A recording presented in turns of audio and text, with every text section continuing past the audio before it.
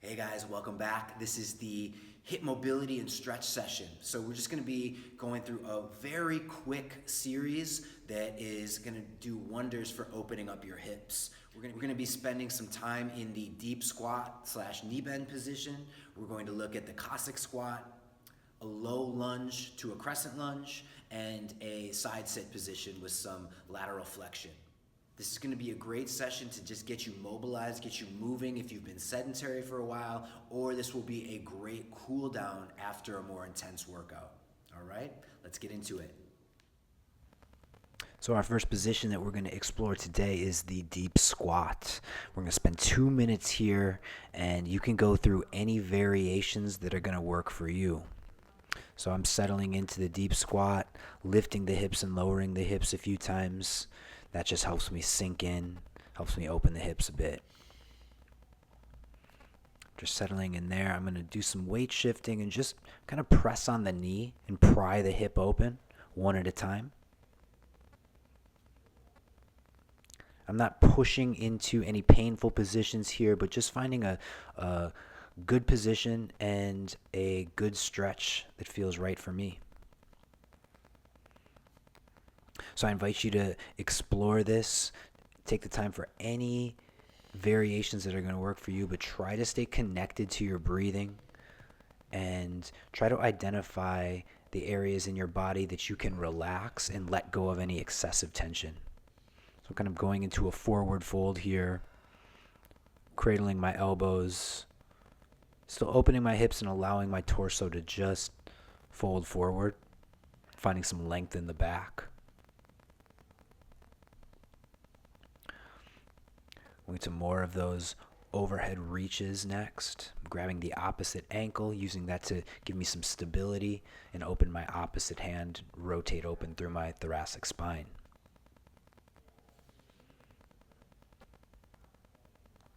Any way that you can modify these movements, whatever you need to do to make them work for you.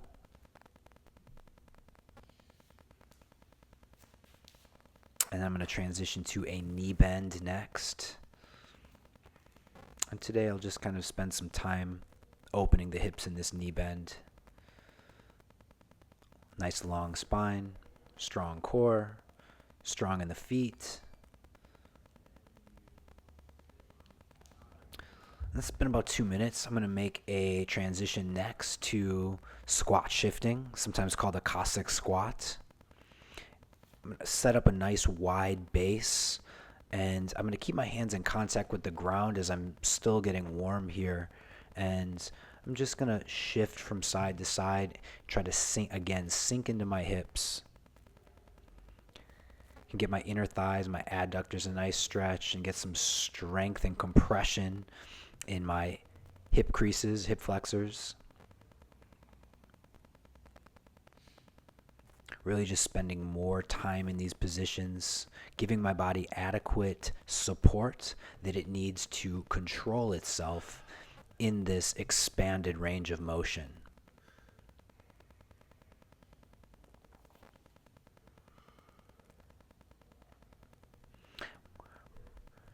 Really focus on working within your available range of motion. This isn't about pushing yourself to the absolute limits.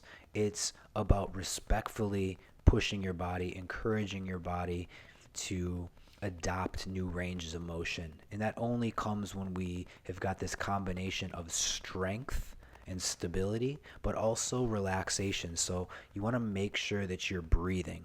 No breath holding, no red faces. There's going to be some tension and some heat that builds in the legs holding these positions. And you're either breathing through that tension or you're backing off and giving your body a little bit of a break. But this is going to be the method or the pathway to create more mobility and avoid injury. Just a little bit more time shifting here, side to side. As you loosen up, maybe you can make the movements a little bit more dynamic. Really explore where your body is starting to give you more space. Gonna make a Easy transition here into a low lunge position first. My hands are framing my front foot, and I'm trying to keep some length from the crown of my head down the back side of my body. I can drop the knee to the ground, or I also play with bringing the knee up. I'm rolling my foot to the outer edge here, prying my knee open, then lifting up. I'm going to try to rotate my pelvis forward and draw my ribs down so I'm not overextending into my back. I'm really grounded in my back leg and my front foot, trying to create a strong base of support and really engage the muscles of the hip in these positions of stretch. So this lizard variation next, where I'm walking my forearms down to the ground. New position, slight variations give me different types of stretch. I want you to experiment and follow your body. Find the stretches that feel relevant for you. Coming up to a crescent lunge next as I straighten my back leg and press it strong into the ground. And I just hold on to that for a few seconds and really root in. Express some strength that opens up the hips, and then I come down into my low lunge for a reprieve, back into my crescent lunge, back to my low lunge. You can take that as often as you like. Just stay active with your positions. You're never just collapsing or melting into these positions while we're stretching or mobilizing, but it's an active process. And when you're engaging your body, when you're using your effort and your focus, that's when the stretch sticks. That's when it creates lasting change in your body. So use your breath as a way to ride the edge of the stretch, to walk that fine line between effort and ease. We're just making a transition over to the other side, beginning back with the low lunge. Again, any variations here that work for you, keeping that back knee down, prying the hip open. Remember to breathe deeply.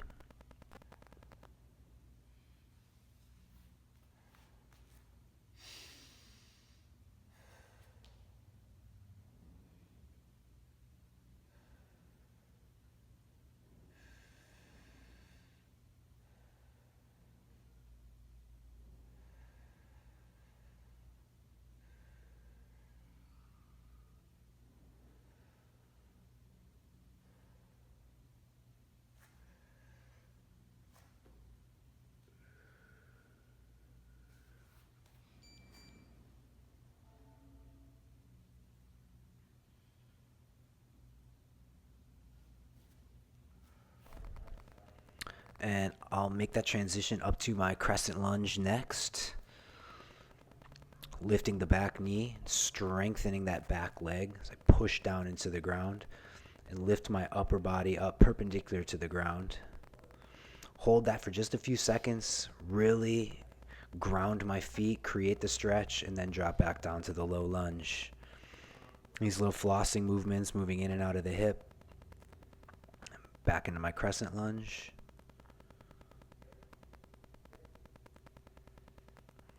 Really takes a lot of focus to stay there and to relax in that position of heat and tension.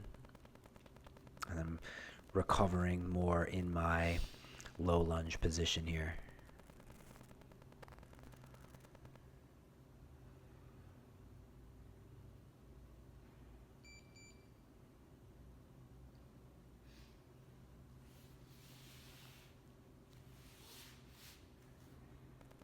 Last position for our mobility session here is the side sit crossover. So I start in that side sit, and I'm just going to take my back leg and reach it across and over my front leg.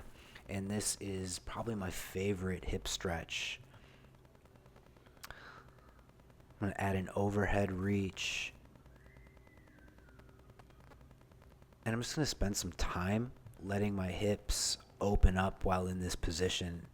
It's really really beneficial for me. It's really helped me improve my hip mobility, and this is one that I work into my rotation pretty often.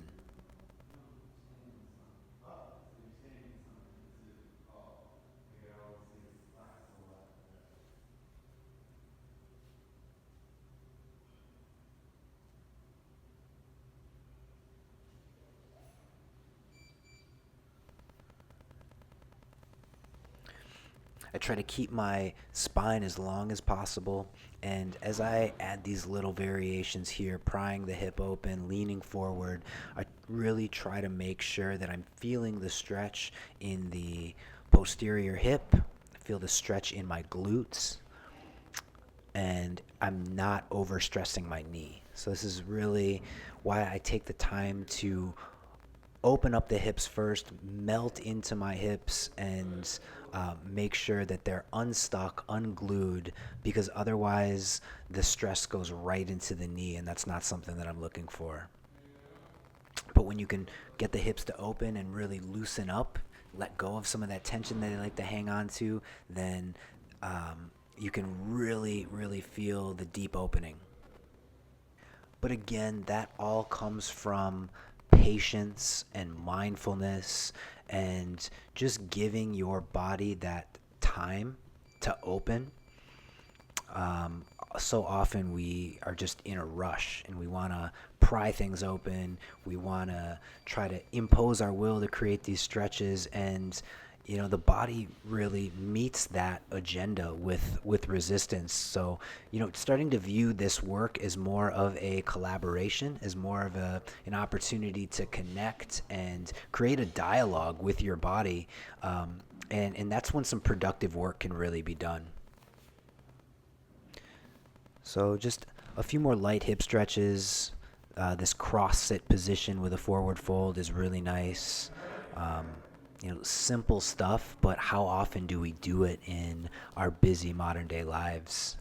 That's really the question, and how can we create some new habits? So just finishing the practice today, same side sit, crossover, other side. Same principles, patience, intention, breathing, and just paying attention to the signals and the signs that are coming in from the body, and recognizing if there's any pain, if there's any restriction, and respecting those signals and finding a way to work within them.